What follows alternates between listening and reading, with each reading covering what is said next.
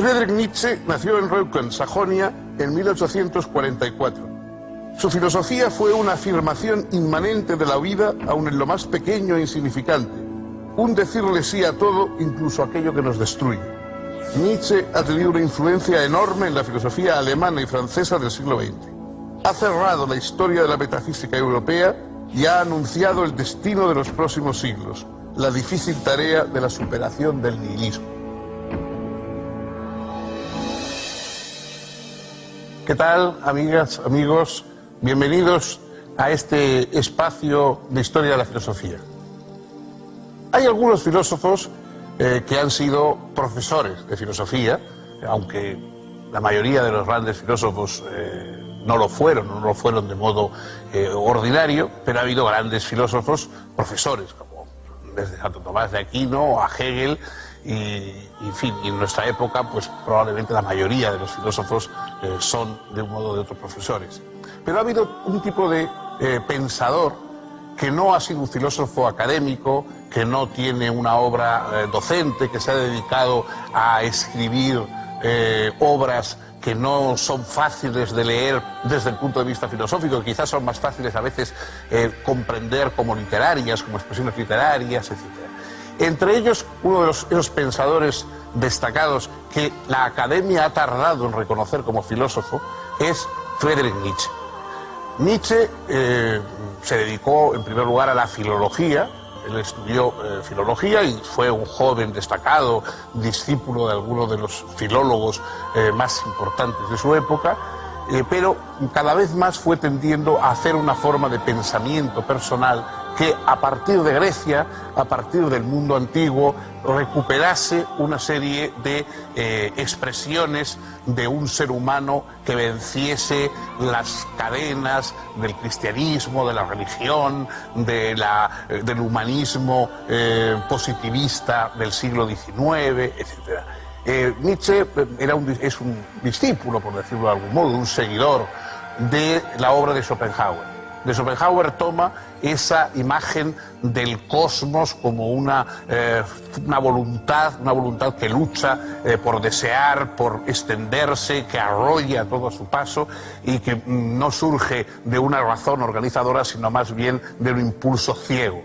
Pero, a diferencia de Schopenhauer, que ve esto como una fuente de dolor y como una fuente de sufrimiento, Nietzsche lo mira desde un ángulo trágico. Es decir, sí, hay sufrimiento, pero también hay una profunda alegría, una profunda exaltación. El propio Schopenhauer, en un momento del mundo como voluntad y como representación, dijo: quizá haya alguien que un día esto que a mí me parece angustioso, esta idea de que todo da vueltas, de que vuelve siempre los mismos deseos, los mismos pensamientos, la misma insatisfacción, quizá esto él sea capaz de verlo como algo afirmativo, necesario, positivo, incluso alegre. Bien, pues esa persona que cumple esa profecía de Schopenhauer es Nietzsche. Él vio ese mundo que regresa, ese girar de los eones, de los deseos, de los impulsos humanos, todo ese cosmos que gira, él lo vio como algo positivo, como algo de lo que podemos ir obteniendo una superación y una exaltación personal, hasta pasar del estadio humano a algo superior, a algo más alto que lo humano, que él llamó superhombre. Huérfano de padre desde los 5 años, Friedrich Nietzsche se crió con su abuela, su madre, su hermana y 2 tías. Estudió en el Gymnasium de Naumberg y luego en el famoso internado de Pforta. De aquellos años juveniles datan las primeras evidencias de su precaria salud. Más tarde, profundizó sus estudios de filología en la Universidad de Berlín y en la de Leipzig. Allí conoció, un poco por casualidad, la obra de Schopenhauer, que lo fascinó. En 1869 fue nombrado profesor de filología clásica en la Universidad de Basilea. Al estallar la guerra franco-prusiana, se incorporó como enfermero al ejército alemán, aunque sus habituales problemas de salud le impusieron el regreso a tareas académicas. En Basilea conoció al compositor Richard Wagner, que ejerció una enorme influencia sobre él. Nietzsche entendía que Wagner representaba la renovación de la cultura alemana. No es extraño, por eso, que la primera obra del filósofo, El origen de la tragedia en el espíritu de la música, tuviera la intención de justificar las concepciones dramáticas wagnerianas. Esta obra constituye, junto con la inmediatamente posterior, Consideraciones intempestivas, la primera etapa del desarrollo de la filosofía nietzscheana. Significó el fin de la carrera de Nietzsche como filólogo clásico. Y es que los colegas de Nietzsche no supieron comprender que el análisis que presentaba no era en modo alguno filológico, sino netamente filosófico.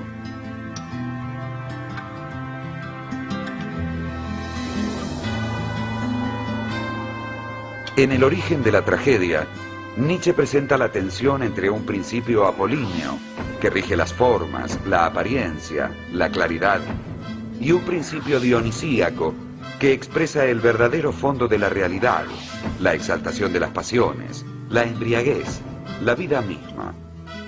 Así, en la tragedia, el artista proporciona un consuelo, mediante bellas formas, frente a lo puramente dionisíaco, amenazante y disolvente. Pero la tragedia entra en crisis en el siglo V a.C., según Nietzsche, en virtud del optimismo racionalista, representado por Sócrates y Eurípides. Entre 1873 y 1876, Nietzsche publicó 4 artículos que luego reunió y publicó bajo el título de Consideraciones intempestivas. Realiza allí una radical crítica de la cultura, la cual resulta tildada de estéril. En 1878 aparece Humano, demasiado humano, que abre la segunda etapa del pensamiento nietzscheano, en la que él se aparta de sus influencias y adopta una postura de rechazo de muchas de sus anteriores opiniones. En esta época abandonó la docencia universitaria y conoció a Lou Andreas von Salomé, que fue el gran amor de su vida. Junto con un amigo común, el poeta Paul Rée, decidieron vivir juntos en una especie de comunidad que resultó bastante escandalosa en esos tiempos. En 1881, Nietzsche publicó Aurora y un año más tarde, La Gaya Ciencia, obra que anunció la que sería la tercera etapa de la filosofía nietzscheana, una etapa ya no simplemente crítica, sino fuertemente afirmativa, la etapa de Así habló Zaratustra. Uno de los aspectos más polémicos y, por supuesto, más sugestivos de la obra de Nietzsche es lo que escribió sobre el tema de la moral. Una especie, diríamos, de psicología y genealogía, por utilizar su propia palabra, de la moral. Para él, las ideas cristianas, es decir, esas ideas de que los débiles llegarán al cielo, de que la fuerza, la arrogancia, etcétera, son cosas negativas, de que debemos ser humildes, debemos apoyar a los más pequeños, etcétera, todo eso le parece a él que es una trama que han ido inventando para, como una especie de legitimación de su resentimiento con toda la fuerza, los débiles, los enfermos, los incapaces, que han generado, que han ido segregando un pensamiento compensatorio, diciendo que los que triunfan, que los más fuertes, que los más arrogantes, que los más brillantes son malos, son una especie de satanes, etc. Y entonces este pensamiento anticristiano, que recupera un pensamiento más bien pagano, de decir, bueno, lo importante es que haya, no solo que la masa viva bien, sino que haya individuos superiores, que haya individuos que vayan alcanzando lo mejor, la excelencia, la dureza espiritual, el arrojo, que vayan mirando las cosas tal como son, sin complacencias ni compasiones tampoco. Este planteamiento, que Por supuesto, Nietzsche lo coloca más bien en el terreno más espiritual que en el terreno del mundo del poder, de la economía, pero por supuesto da origen a unas repercusiones que a nosotros nos suena, esa idea de la arrogancia, de la fuerza, de la imposición, pues nos suena a lo que fueron luego los nazismos y los fascismos europeos, sobre todo cuando la obra de Nietzsche hizo toda su obra en un periodo de tiempo muy breve, luego perdió la razón y vivió una serie de años, pero ya sin reconocer y sin poder escribir. La obra de Nietzsche cayó en manos de su hermana, y su hermana sí que de alguna forma le dio a todo un sesgo pro-nazi, hasta tal punto de que pues, Hitler visitó la casa museo de Nietzsche, etc. Por supuesto sería injusto decir que Nietzsche es algo así como un protonazi, porque su obra, por ejemplo, él era profundamente contrario al antisemitismo, etc. Y bueno, su obra discrepa en muchos casos y en muchos puntos fundamentales de lo que luego fue el nazismo. Pero es verdad que hay algo de peligroso, algo de una ruptura excesivamente arriesgada en esa trasvaloración de la moral, esa trasvaloración de los valores que quiere poner encima lo que durante muchos siglos ha estado abajo, que quiere recuperar la fuerza y la insolidaridad individual frente al mundo de armonías y de consuelos y apoyos a los débiles, que ha sido siempre el planteamiento moral habitual. Es una apuesta arriesgada y como tal tiene efectos a lo largo del tiempo también discutibles. Entre 1883 y 1885, Nietzsche publicó Así habló Zaratustra. Sus trabajos previos lo habían llevado a la denuncia del agotamiento de la civilización europea judeo-cristiana, agotamiento que se resumía en la expresión Dios ha muerto, planteada en el libro tercero de la Gaia Ciencia. El descubrimiento de la muerte de Dios, según Nietzsche, nos pone frente al fenómeno del nihilismo. Pero ahora se plantea que esa muerte de Dios es también la más asombrosa posibilidad de crear, más allá de todo límite, en la apertura de un horizonte infinito. En Así habló Zaratustra aparecen por eso los temas característicos de la tercera etapa del pensamiento de Nietzsche: la voluntad de poder, el superhombre y el eterno retorno de lo mismo. Al hablar de voluntad de poder, Nietzsche señala que no debe pensársela como un trasmundo, al estilo de la voluntad de Schopenhauer, sino de una multiplicidad de puntuaciones dinámicas que constituyen todo. Representa el enigma de las pulsiones y expresa una afirmación radical de la vida, la misma afirmación de la vida, pese a todo, que aparece en la figura del superhombre y en la doctrina del eterno retorno. Prácticamente toda la obra de Nietzsche está formada por pequeños fragmentos. No sé si la palabra aforismos es la adecuada, son más bien trozos breves que van desde una línea hasta una página, en la cual toma un aspecto, toma una perspectiva de un suceso, de una observación psicológica, de un momento histórico, de un personaje, y con mucha fuerza, a veces con una ironía feroz, le da 4 o 5 vueltas y lo deja ahí para que el lector se quede impactado por ese meteorito, digamos, intelectual que cae sobre él. Probablemente esta forma de escribir tiene también algo que ver con las propias condiciones físicas de Nietzsche. Nietzsche pasó gran parte de su vida enfermo, vagando por Europa en búsqueda de un clima adecuado, allí en la Alta Engadina, buscando el aire puro, buscando también las temperaturas suaves en Italia.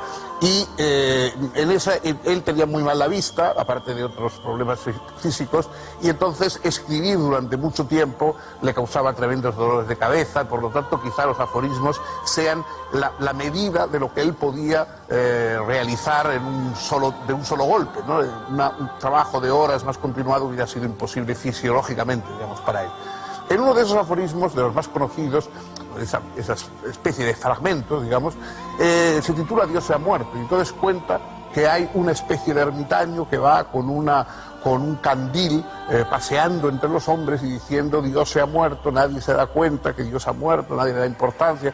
Y bueno, todo el mundo ríe, todo el mundo le pregunta, pero estaba enfermo, pero tal. Bueno, y sin embargo, dice, al final dice, bueno, Dios ha muerto y ellos no se dan cuenta de que de alguna manera todo ha cambiado, de que ellos también, de que mucho de lo que habían ellos también ha muerto porque ha muerto la divinidad. ¿Qué divinidad es esa que ha muerto?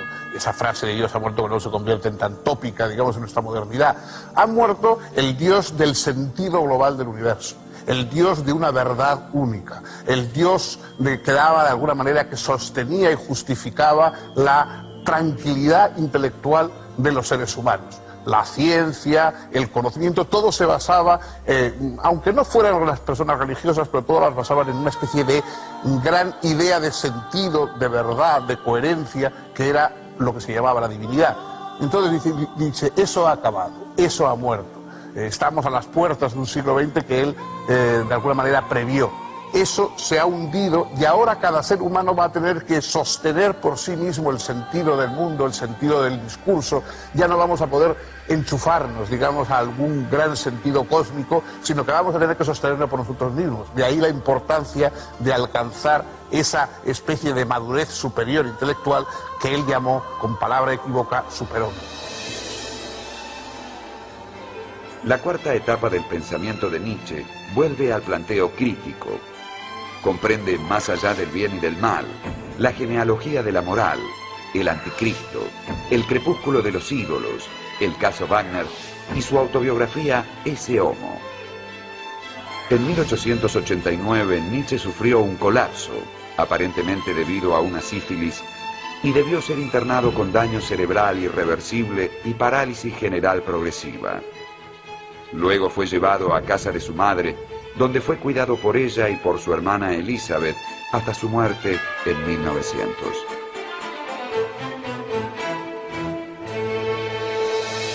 En su tiempo, Friedrich Nietzsche fue prácticamente desconocido. Muchas de sus obras fueron editadas a cuenta propia, él mismo tuvo que costeárselas. De hecho, cuentan que una de sus piezas más célebres, Así hablaba Zaratustra, lo hizo en 30 o 40 o 50 ejemplares, no recuerdo cuánto. Él intentó regalarlo a los amigos y encontró que no tenía gente suficiente, que no conocía gente suficiente para regalarle el libro. Hasta ese punto, digamos, sus ediciones y sus ventas eran mínimas, eran prácticamente un filósofo clandestino. Sin embargo, ya en los últimos años, cuando él aún vivía pero estaba sumido en la locura y retirado, ya empezó a crecer su prestigio. Fundamentalmente no en la academia, que siempre más bien lo rechazó, sino entre poetas, entre artistas, entre novelistas, etc. A comienzos del siglo pasado ya había una verdadera pléyade de autores que se reconocían particularmente en Nietzsche. Y eso ha ido aumentando a lo largo de todo el siglo XX. Ningún autor ha sido recuperado con tanta fuerza y celebrado con más o menos acierto como Nietzsche.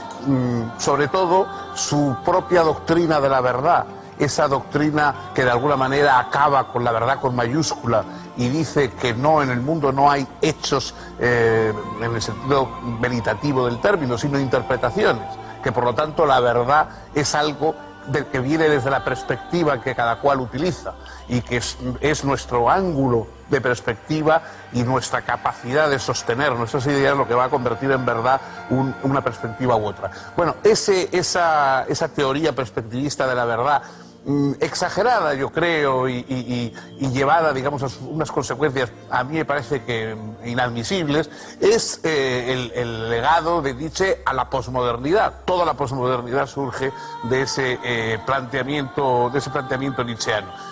En general, su forma tumultuosa de pensar, la propia relación polémica con el nazismo, las interpretaciones múltiples de su obra, porque en los libros de Nietzsche se encuentran afirmaciones y sus contrarias casi, digamos, en páginas sucesivas. Los esfuerzos que se han hecho por convertirle en un pensador conveniente, políticamente correcto, el desbordamiento que supone sus libros respecto a cualquier forma sentido común, digamos, filosófico, todo eso hace de él un pensador enormemente estimulante y también, por qué no decirlo, peligroso. Y esto es todo por hoy. El próximo día, otro filósofo, otra perspectiva y esperemos que la misma compañía de ustedes.